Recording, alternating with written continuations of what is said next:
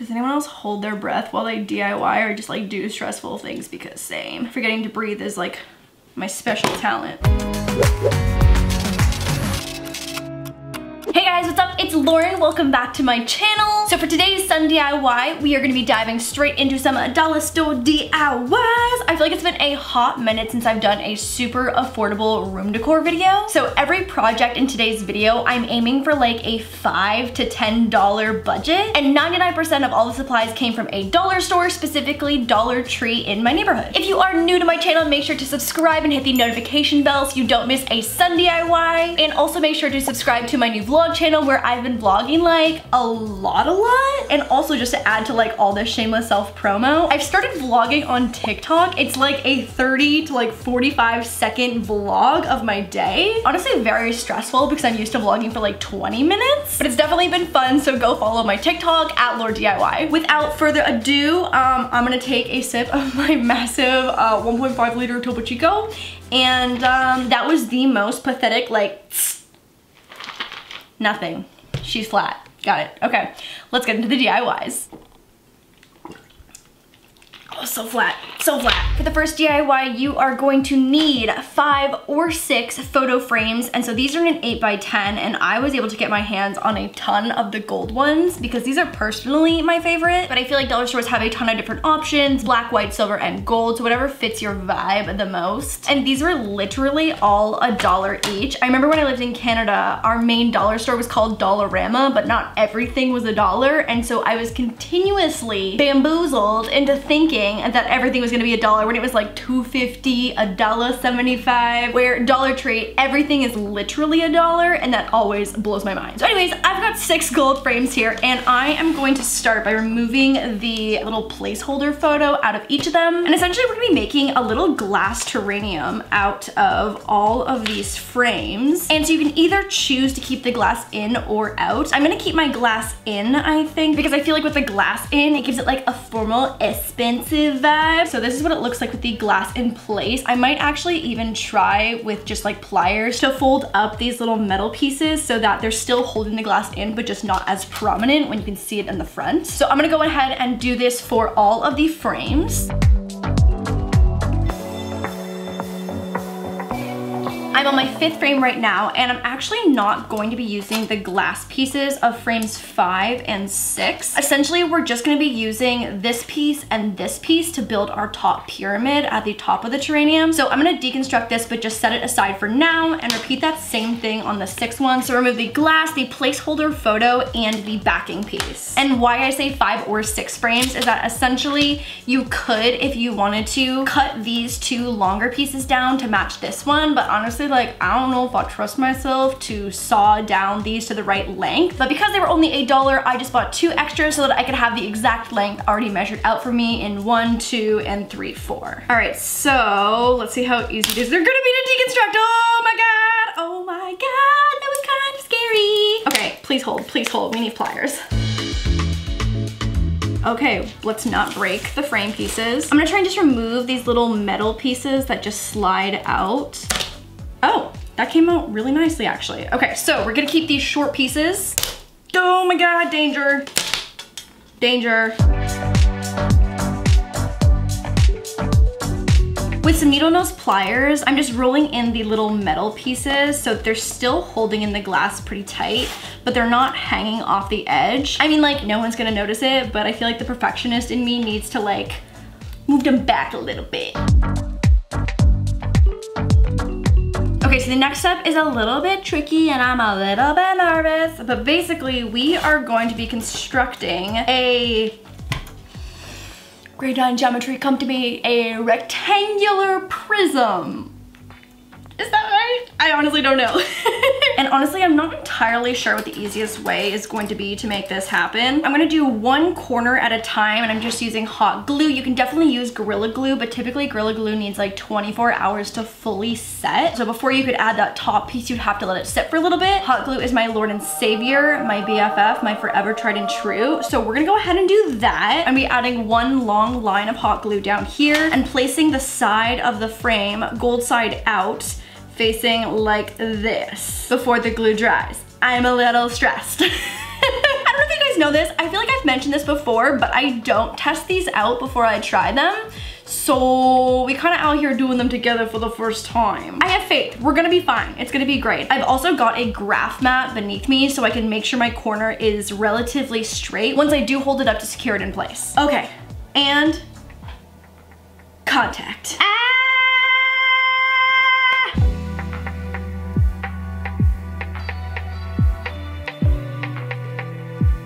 Oh no, we're glued to the mat. We're glued to the mat. Oh God. And before I add the fourth wall, I'm just gonna go in on the inner corners of the inside where you won't really see it and give it a second layer just to really make sure it's in there secured.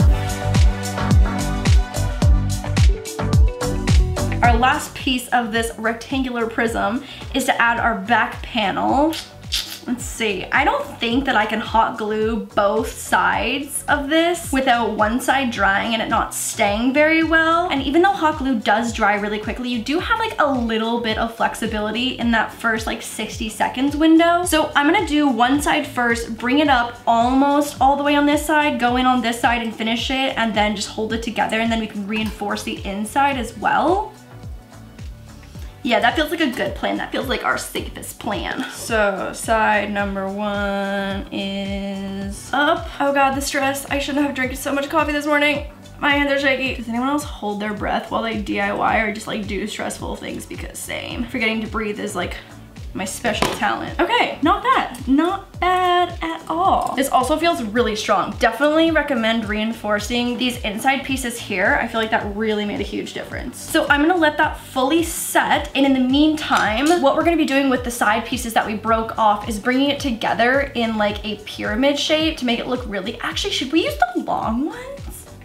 Or is this cuter? Either way, the back side of these are black. I'm gonna do a super quick coat of gold spray paint onto the back so that it can somewhat match. Wait, okay, do we like the long ones better? Oh, I think I do like the long ones better. Okay, yeah, I'm gonna remove all the hardware out of the long ones and do a spray paint coat on the back of the long pieces. The planning obviously has been impeccable before this project. It is literally 97 degrees out right now, so I did a super quick coat of gold spray paint. Honestly, it turned out really, really good. Definitely the move to get rid of that black side, and it dried in about 60 seconds, so love that. So essentially the next step is going to be to make a pyramid on top to really complete like the lantern terrarium vibe that we're going for. And because these are broken down $1 frame pieces, they will not fit exactly together unless you want to kind of saw them down, but I'm going to attach them together just as is, and it's honestly a pretty good fit, but as you can see there is a little bit of a gap here. So if you want to make it perfect, you can definitely shave these ends down and fit them so that they're precisely perfect. But I'm gonna go ahead and just start gluing these together, starting at the bottom so it's flat, and then bring them together to meet in the middle.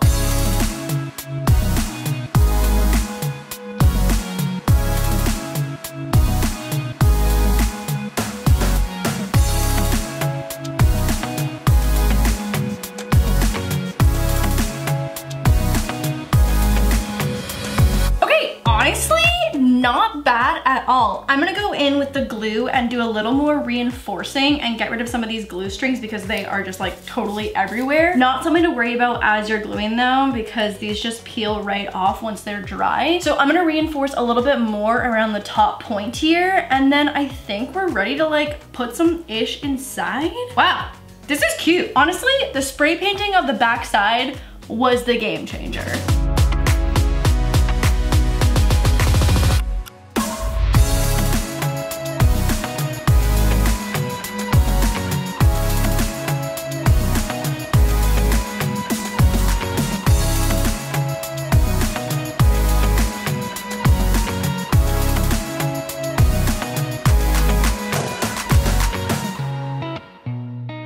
I have a flower explosion. All from the dollar store though, so love that. So we're gonna be using frames, again, the same gold ones that I used in the first project for this one to do like a very like barn chic, rustic fake window pane with a wreath in the middle of it. So I wanted to start by making the wreath because like what if I hate the wreath first and then we do the window pane. So anyways, gonna start with the wreath. So I did a few little tester pieces here just to make sure there was a good method for this. I picked up the foam ring at the dollar store and then also a bunch of these fake flowers, and these come on a bunch of stems and you can literally just pop them off like this. You can either, depending on how long the stem is, just place this directly into the styrofoam. You can use a little bit of hot glue. The only thing I will say is that with hot glue, it tends to melt the styrofoam a little bit, so you have to be patient with it and make sure it fully dries. Or, and this is my personal favorite method, is that I've got some push pins here that have a green end to them, but even if you had a pin that just had like a basic silver nothing on the top of it, it's another great way to hold things in place using the styrofoam. I'm gonna start by building out a wreath. I don't think I've ever built a wreath on a floral wreath form, so hopefully she's not ugly at the end of this because I truly have never done this. I'm probably mixing all the wrong flowers, but I wanted to go for something that was like basic and just green and white because I just like don't know how to mix floral arrangements. So wish me luck and hopefully it looks cuter than this by the end of it.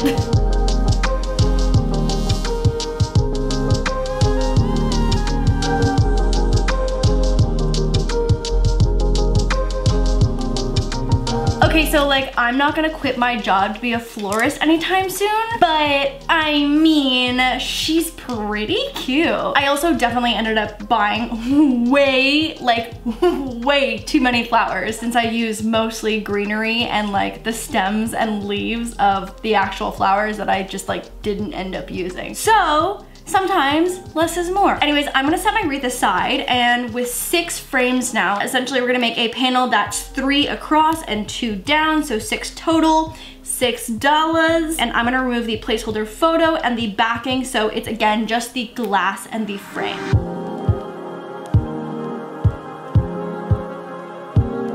Okay, so I have all of the 6 frames deconstructed. I've got the gold side facing down, which is going to be my front. Now, instead of trying to glue the sides together, because there's a little bit of front detailing that makes the sides not like totally aligned, I'm gonna be using these Big Daddy popsicle sticks to actually just build a framework on the back. So I'm going to essentially build like a skeleton behind it to hold it together. So just like 4 across and then 2.5 or so here. And by all means, if you want to do both steps, so go in and glue all of these pieces here. Let me show you what I mean. So because it's kind of like got this detailing, there's not actually a lot of space to work with here to glue the 2 pieces together. So it's gonna be stronger if you just reinforce on the back in the areas where you can't see. So I've got them lined up, and I feel like I already said this, but basically we're creating a DIY window panel. I feel like it's been such a trend, and to buy these on Etsy are like so expensive, like a real rustic window pane. So we gonna make our own for $6 plus some Big Daddy popsicle sticks. So I'm gonna make sure everything's even, plan out my popsicle stick placement, and start gluing.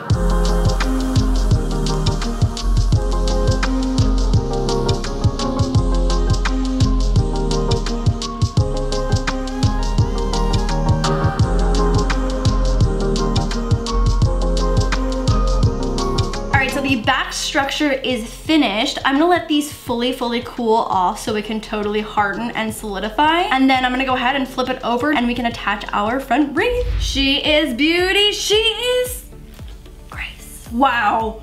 Y'all, this is so cute. I've seen a few different iterations of this on Pinterest, but like,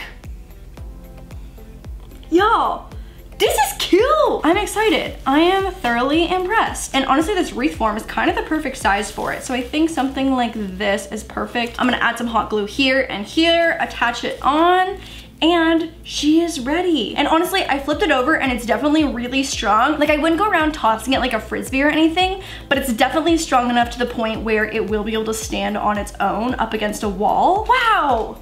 Cute. I'm in, y'all. I am in. Okay, so this is what I mean by styrofoam kind of melting when you go to adhere to anything with hot glue. You really have to let it dry and then be gentle with it afterwards because styrofoam can crumble and fall apart. I'm gonna let that sit and fully dry and then cut to the cute B-roll.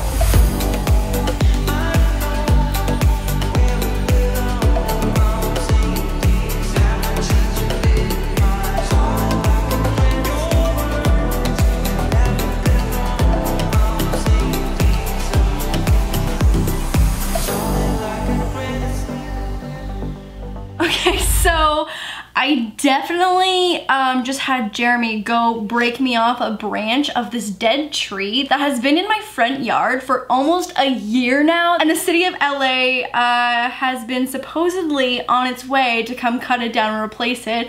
It's been dead for a year, so I just want everyone to know that I did not rip the arm off of a healthy tree. This here has been dead for a long time. City of LA, please come get your tree before it falls on my house. Anyways, this piece of DIY material was free. And then the only other thing you're gonna need are these little bunches of decorative nautical rope. $1 each, I bought 5, and I haven't done a wall hanging in a hot minute with yarn or rope, and I wanna make one today that A, is super affordable, and B, made from something a little bit thicker. Normally I feel like I opt for like thin white rope or twine, but I want to use this like thicker twine. And then I've got 2 bottles of spray paint in like this cute orangey salmon color and pink to potentially color the ends of it. I weighed the options of doing a liquid dye versus a spray paint, but I'm not entirely sure how twine absorbs liquid dye. So if you've worked with that, please let me know. I think spray paint is probably gonna be the move for this material. So I'm gonna go ahead and cut each of these pieces into 3 so that we can loop each of them around the stick and create our wall hanging.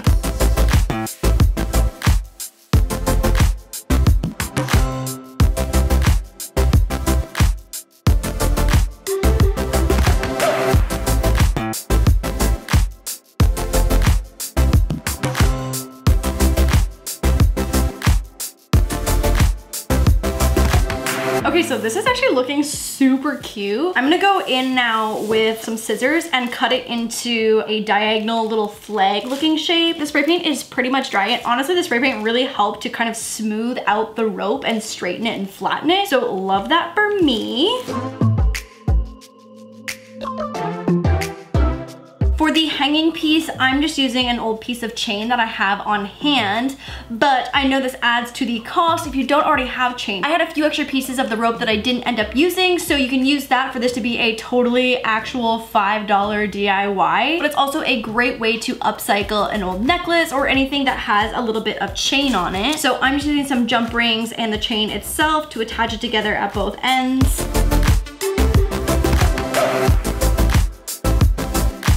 And she is done. Okay, so we need to comb her out, but I definitely love how natural and imperfect just using an actual branch is. It's so cute.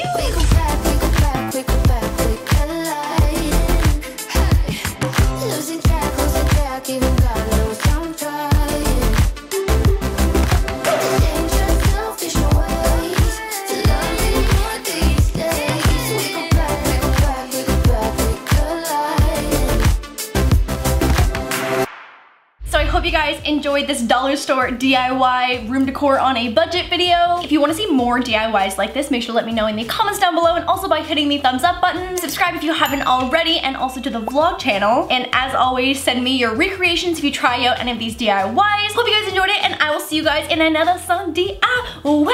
Okay, bye guys, love you.